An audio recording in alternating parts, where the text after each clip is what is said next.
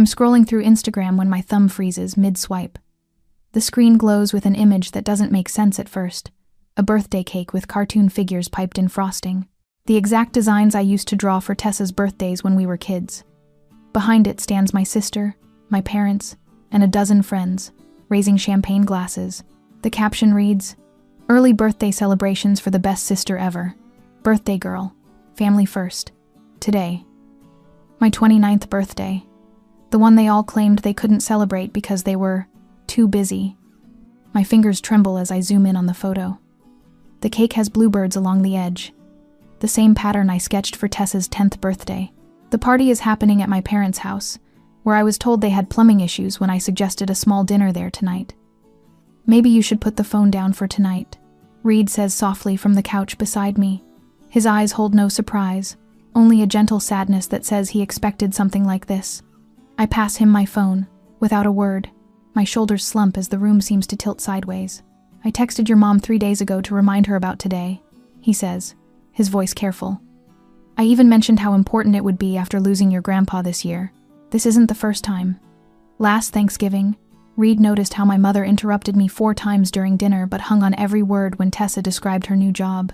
At our engagement dinner, he caught the way my parents showcased Tessa's college graduation photos, but never mentioned my master's degree. It's just their way, I always told him, the excuse worn smooth from years of repetition. Tessa needs more attention. She always has. But Reed never argued. He just quietly observed, collecting these moments like evidence, waiting for me to see the pattern myself. My phone buzzes with a text from Tessa. "Have you seen the pics from my pre-birthday bash? So amazing?" I switch off notifications without responding. The living room falls silent, except for the hum of the refrigerator in the kitchen. Reed doesn't fill the quiet with platitudes.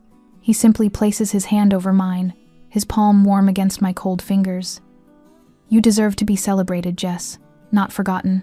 Morning light spreads across our kitchen table when my phone lights up with my mother's text. "You're being awfully quiet. Tessa was disappointed you didn't comment on her pre-birthday celebration." My thumb hovers over the keyboard. For 29 years, I've been the understanding daughter, the one who doesn't make waves, the peacekeeper who pretends not to notice when she's overlooked. I type, "Sorry, I was busy celebrating my own birthday, alone," then delete it. I type, "Didn't realize my birthday was the perfect day for Tessa's party," delete. I type, "I'm fine, happy for her." My finger hovers over the send button before I delete that too. The screen goes dark as I set the phone face down on the table. What happens if I stop being the good daughter? If I finally admit how much it hurts? Every holiday gathering, every family tradition, all of it balanced on the fiction that we're equally valued. I've spent my entire adult life building my identity around being the accommodating one, the one who never complains. Reed slides a coffee mug across the table. Our eyes meet, and he says simply, "Whatever you decide to do, I'm with you, even if that means missing Thanksgiving this year." I walk to our refrigerator where family photos are held by fruit-shaped magnets. My parents and Tessa at her college graduation. The 5 of us at Christmas last year. I remove them one by one, until only one remains. Me at 16 with Grandpa, standing proudly beside the birthday cake he made after my parents forgot. Again. "You're the thoughtful one, Jessie," he told me that day. "The one who notices what others miss."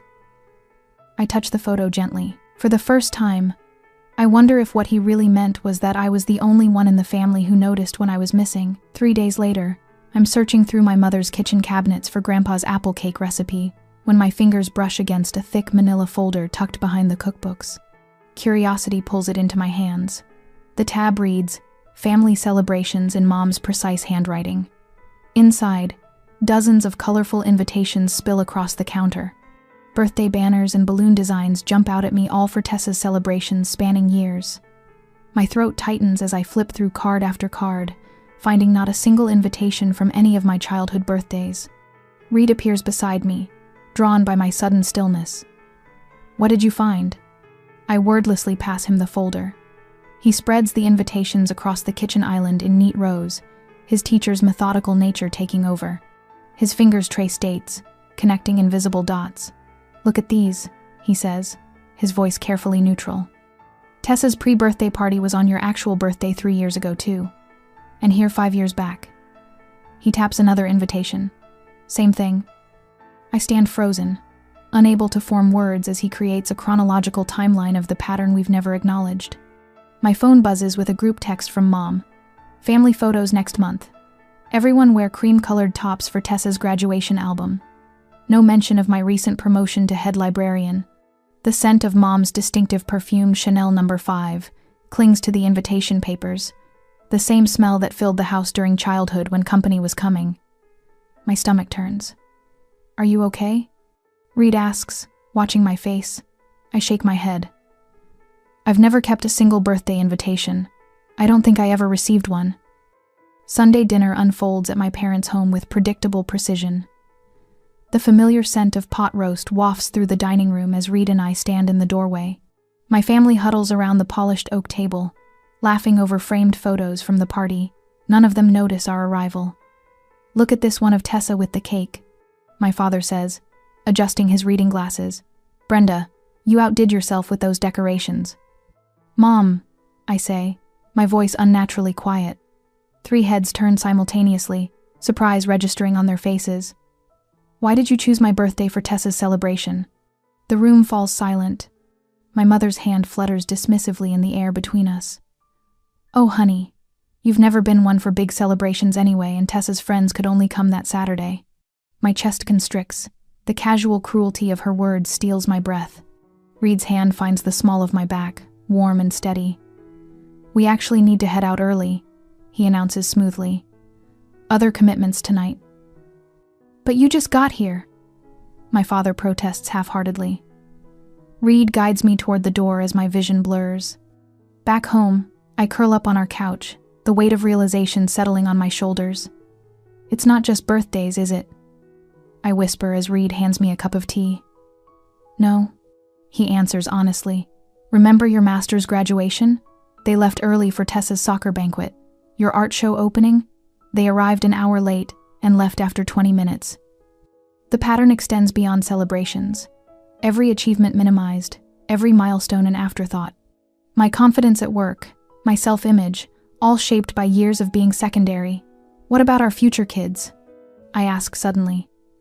Would they grow up watching their mother treated as an afterthought by their grandparents? Reed sits beside me, his weight shifting the couch cushions. It's not just about the birthday, Jess. It's about them teaching you your place in the hierarchy all these years. We spend the evening sorting through childhood mementos, report cards with straight A's that earned brief nods while Tessa's B-minuses merited celebrations. Newspaper clippings of my debate team victories buried in drawers while Tessa's participation trophies claimed permanent shelf space. My phone rings Tessa. I answer out of habit. What did you say to Mom? She demands, her voice thick with tears. She's been crying all evening. Just because you need to be the center of attention for once. I end the call without responding, my hands trembling. Reed watches me carefully. What are you thinking? The weight of decades presses down on me. I don't know if I should confront them directly with all this evidence or just start withdrawing without explanation. Your mother has a way of twisting your words when you speak, Reed observes. Maybe a letter would make it harder for her to dismiss you. I look down at the photographs and invitations spread across our coffee table, years of evidence in my hands. The question burns inside me. Am I finally ready to speak up about being erased by my own family, or would walking away quietly spare me more pain in the long run? The clock ticks steadily on our mantel. For the first time, I understand that whatever I choose, nothing will ever be the same. 2 days later, the notification appears on my phone like a tiny bomb. My mother has posted a collection on Facebook titled, Morgan Family Through the Years. I scroll through dozens of photographs, spanning 2 decades family vacations, holiday gatherings, birthday celebrations. Tessa appears in nearly every image, while I'm visible in only 2, a group shot at my parents' anniversary and my high school graduation. It's as if I've been systematically erased from our family history. Did you see what Mom posted? Tessa texts minutes later. So many great memories. I set my phone face down on the kitchen counter without responding. Tomorrow, perhaps. Or never. Your cousin Diane commented asking if you'll be at the Labor Day barbecue, Reed says, glancing at his own phone. Want me to handle it? I nod, grateful for his quiet intervention. He's begun responding to family invitations for both of us now, crafting polite declines that reveal nothing of my raw feelings. Each message is a small shield protecting me from the inevitable guilt trips that would follow if I responded myself. Later that evening, my friend Maya calls. "Your sister reached out to me today. She says she's worried about you, that you've been distant lately, and she doesn't know why. She actually cried, Jess." My fingers tighten around the phone. "What did you tell her?" "That I hadn't noticed anything unusual," Maya says, but it felt calculated, like she was trying to position herself as the worried, innocent party. The knot in my stomach tightens. She's rewriting the narrative. The library phone rings Thursday morning, interrupting my meeting with the children's program coordinator. The receptionist pokes her head in. "Your mother's on line 1. Says it's urgent." 20 minutes later, I've rescheduled my meeting and discovered the emergency was my mother, wanting advice about what to wear to Tessa's work function next weekend. The third such call this month. When I return home that evening, the answering machine blinks with 2 messages from my father. His voice sounds uncharacteristically emotional. "Jessie, your mother is heartbroken over this unexplained distance. Whatever's bothering you, can't we talk about it like adults? Call us back." That night, I wake at 3 a.m, heart pounding, a vice grip of anxiety squeezing my chest. Reed turns over, places his warm hand on my back. "Same dream?" he asks softly. I nod. The recurring nightmare where I'm shouting at a family dinner table but no sound comes out. Everyone continues eating and chatting as if I'm not there. The weekend arrives with blessed relief. Reed has established a new tradition Saturday mornings on the porch swing with coffee, and no mention of my family. The gentle creak of the swing and the distant sound of neighborhood children playing creates a bubble of peace around us. "I was thinking," he says, refilling my mug from the thermos. "Maybe we should start planning something special for your birthday next year. Something just for us." I lean against his shoulder, feeling my breathing slow for the first time in days. While reorganizing our home office Sunday afternoon, I discover a faded index card tucked inside one of my grandfather's old cookbooks. His handwriting, shaky but determined, details his special birthday cake recipe. At the bottom, a note. "For my Jessie, the thoughtful one who notices what others miss." My first genuine smile in weeks spreads across my face. On Monday afternoon, the quiet corner table at Riverside Cafe offers little protection when my mother arrives 15 minutes late. She's chosen this meeting spot, insisting we talk, just the 2 of us, about why I'm pulling away from the family. "Tessa's absolutely devastated," she says, stirring her tea without looking up. "And frankly, so am I. This silent treatment is childish, Jessamine." She continues for 20 minutes how I've always been sensitive, how families need to stick together, how my sudden coldness is breaking everyone's heart. Reed's words from last night echo in my mind. "Your feelings aren't up for debate, Jess.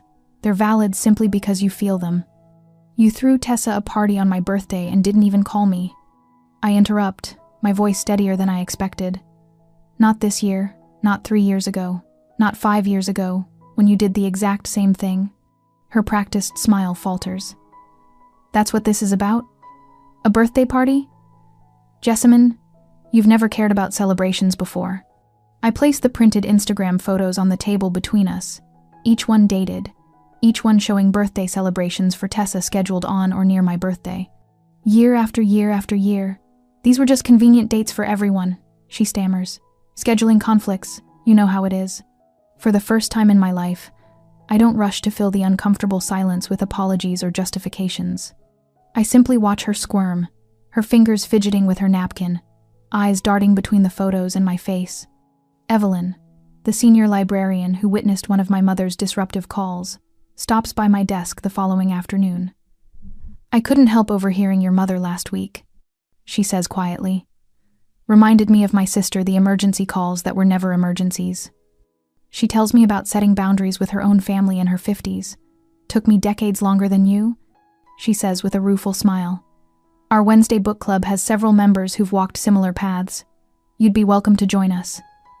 That evening, Reed spreads a map across our kitchen table. "I found 3 cabins for rent near Black Ridge Mountain," he says, "where your grandfather used to take you fishing. Maybe next year for your birthday we go somewhere with no cell service, no social media."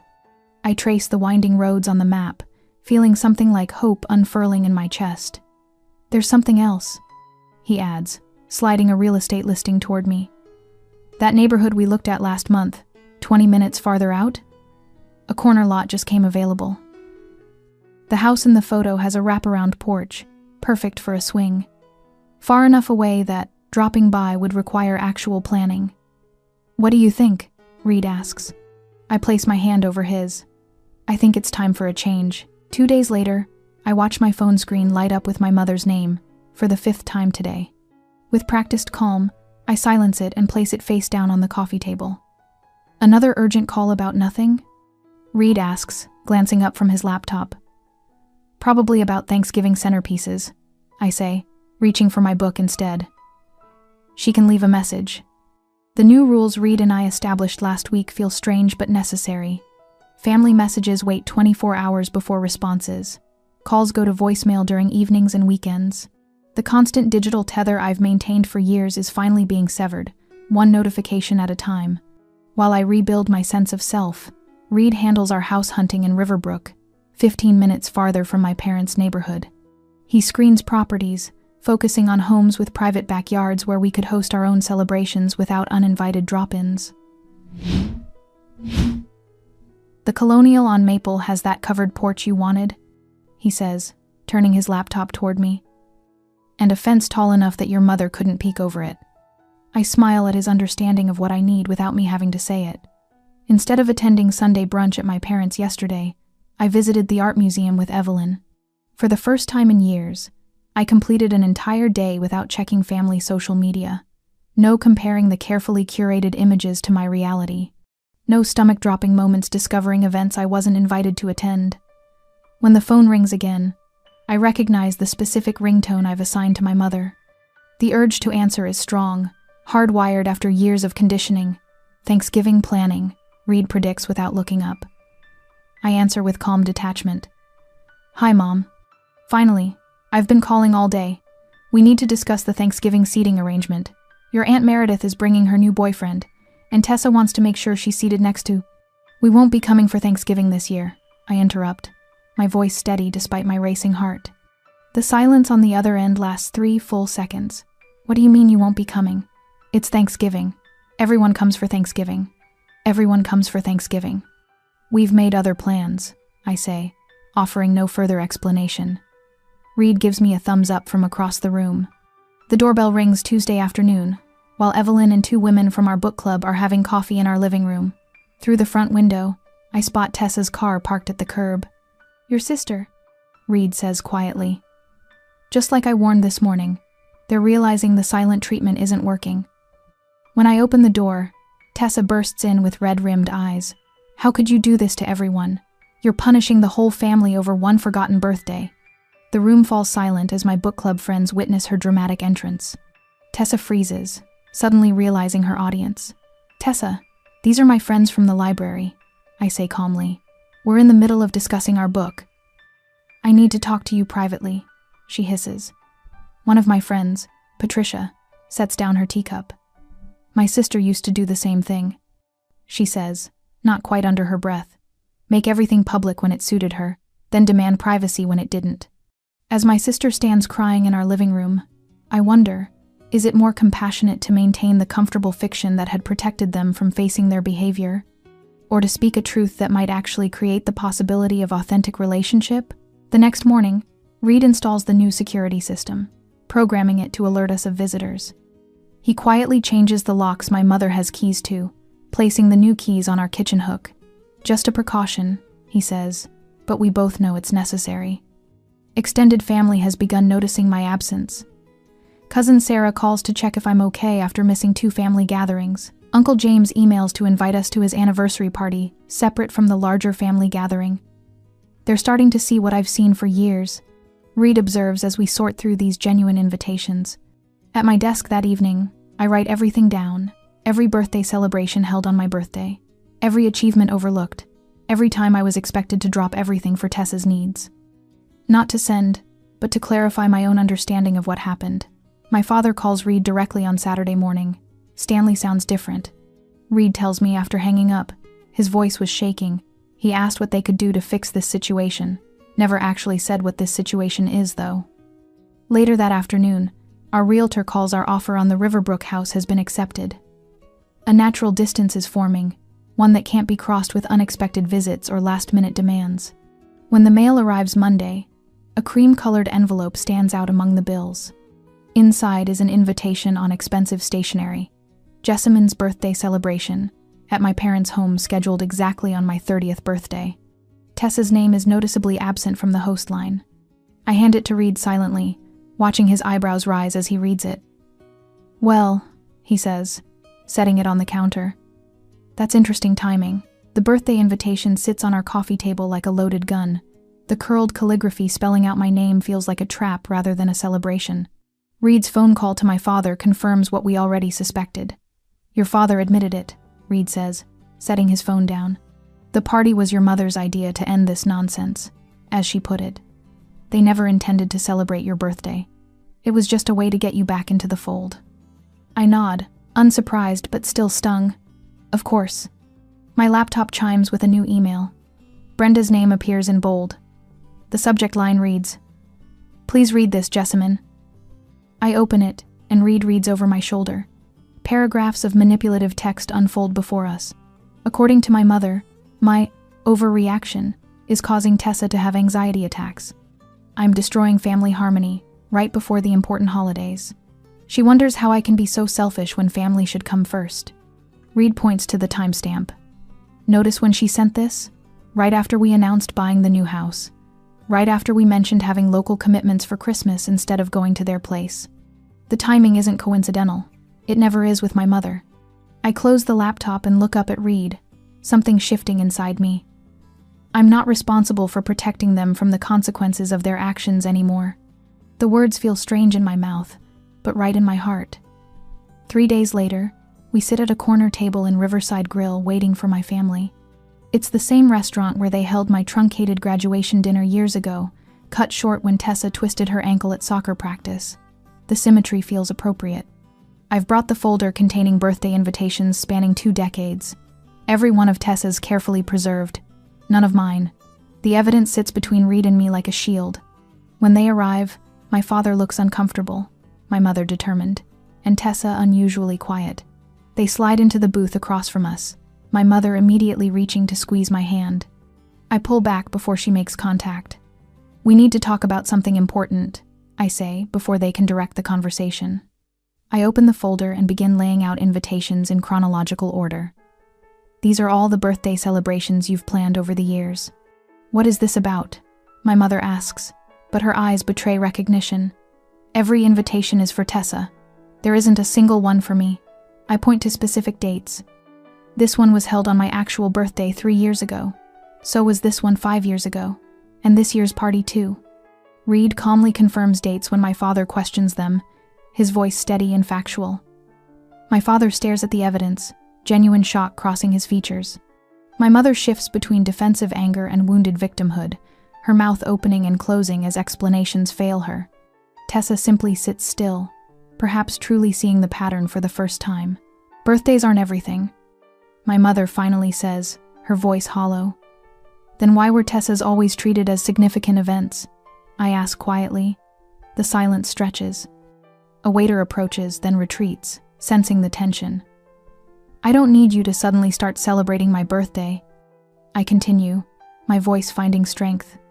"I need you to acknowledge that I've never been as important to this family as Tessa." The truth hangs in the air between us, finally spoken aloud after decades of silence. My mother reaches for her water glass, her hand visibly trembling. She suddenly looks older, uncertain, her practiced manipulations failing before our eyes. The restaurant lights catch the lines around her eyes, the gray at her temples that she usually colors so carefully. "We'd like you to come for Christmas," she says, changing tactics. "We can start fresh then." "No," I reply simply. "Reed and I will be celebrating in our new home. We're looking forward to establishing our own traditions this year." My wedding ring catches the light as I rest my hand on the table. The weight of it grounds me, a constant reminder of the family I chose and who chooses me daily. Reed's fingers lightly brush against mine. My father turns to my mother, finding his voice at last. "Did we really never celebrate her birthdays properly?" The question creates the first crack in the family's collective denial. My mother doesn't answer, her eyes fixed on her water glass. Tears slip silently down my cheeks, but for the first time, they're not from hurt. They come from relief, from finally standing in my truth without apology. Tessa hasn't spoken a single word the entire time. Her silence speaks volumes, her eyes moving between the invitations and my face as something shifts in her expression. The drive home unfolds in comfortable silence. Reed and I both recognize that holiday gatherings will be strained for years, but perhaps eventually authentic. The car feels lighter somehow, as if we've shed a weight I've been carrying since childhood. "What do you think Tessa was thinking?" Reed asks finally. She barely said a word. "I don't know," I answer honestly. But her silence felt different than usual, like she was actually listening instead of waiting to talk. We pass a small bakery, its lights still glowing despite the late hour. Without discussion, Reed pulls into the parking lot. Inside, I order a small chocolate cake with simple decoration. Not to replace what was missing all these years, but to celebrate the courage it took to finally speak up. The baker boxes it carefully, adding a single candle without being asked. "For someone special?" she asks with a smile.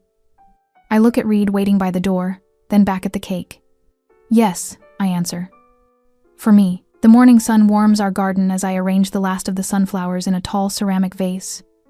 My 30th birthday unfolds around me like a gentle breeze, nothing like the hollow ache of birthdays past. Our new home sits 20 minutes farther from my parents' neighborhood, close enough for occasional visits, distant enough for peace. The Harrisons just pulled up. Reed calls from inside. He appears at the patio door balancing a tray of lemonade glasses, his smile reaching his eyes when he spots me. Evelyn's bringing that key lime pie she promised. Friends arrive in 2s and 3s, filling our garden with genuine laughter. Reed moves among them with easy confidence, his hand occasionally finding the small of my back as we pass that silent signal that once meant protection now simply says, connection. When the mail arrives mid-celebration, I find a store-bought card from my parents nestled between bills. The pastel envelope holds a generic birthday message with their signatures. Last year, this would have hollowed me out. Today, I simply place it on the mantel alongside the handmade cards from friends who chose to see me. "You okay?" Reed asks, appearing at my shoulder. "Better than okay," I answer, meaning it. 2 weeks later, my phone lights up with Tessa's name on the morning of her birthday. My stomach tightens with old habits, the automatic yes forming before I've even answered. "Jessie, are you and Reed free tonight? I'm having a small dinner at my place for my birthday." I glance at our calendar where we've penciled in tickets to the community theater.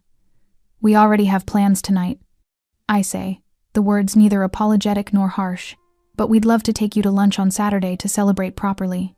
The pause that follows feels like growth rather than guilt. "Saturday would be nice," Tessa says finally, her voice holding something new, perhaps respect. After we hang up, Reed looks up from his coffee. "A year ago, you would have canceled our plans and gone running and resented it the whole time." His observation warms me more than any celebration could. On our anniversary the following month, I lead Reed to the garage where I've hidden his gift beneath an old sheet. I pull the fabric away to reveal a bookshelf crafted from the weathered wood of my grandfather's workbench. I found someone to repurpose it. I explain as Reed runs his fingers along the smooth surface where Grandpa's tools once rested. The only person who saw me then, and the person who never stopped seeing me now together. Reed pulls me close, his heartbeat steady against my cheek. Our partnership has shifted from his constant protection to something more balanced, each of us standing guard over the life we're building, taking turns being the strong one. Spring arrives with unexpected news. The pregnancy test shows positive on a quiet Tuesday morning. My first thought isn't worry about difficult grandparents or complicated family gatherings. Instead, I picture birthday cakes with my child's name spelled in frosting, Christmas mornings filled with wonder rather than comparison, traditions centered on genuine celebration. I sit in Grandpa's old rocking chair on our front porch, one hand resting on my still flat belly. The garden we planted last fall shows the first signs of returning life perennials instead of annuals, plants that come back stronger each season. The boundaries I've established have created space for brief but authentic family interactions. Birthday calls are no longer painful obligations. Holiday visits are shorter but somehow more honest, the old patterns losing power each time I refuse to play my assigned role. Reed brings me a blanket as the spring sunset paints our garden in gold. "What are you thinking about?" he asks, sitting on the porch step beside me. When I finally realized that family doesn't have the right to make you invisible, everything changed, I say, watching the shadows lengthen across our yard. But I wonder, would you have spoken up sooner than I did, or continued the pattern of sacrifice to keep the peace? The chair creaks beneath me, Grandpa's craftsmanship still holding strong after all these years, like the parts of myself I've reclaimed, weathered but unbroken.